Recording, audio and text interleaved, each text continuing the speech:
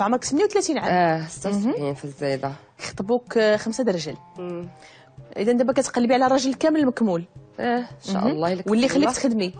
ونخدم ان شاء الله.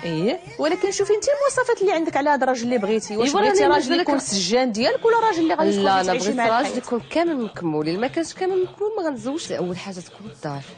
دارو غتكون دارو. وكتبها بسميتي.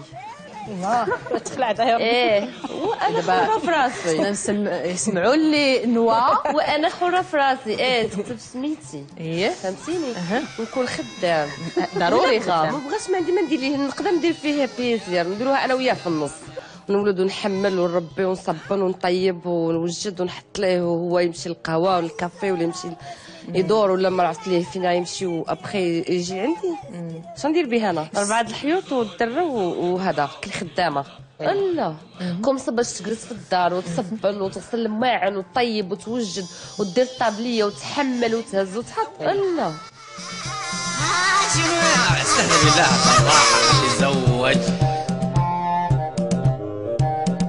مرة ما جبتني بنية وقال الشيلة شوية يوم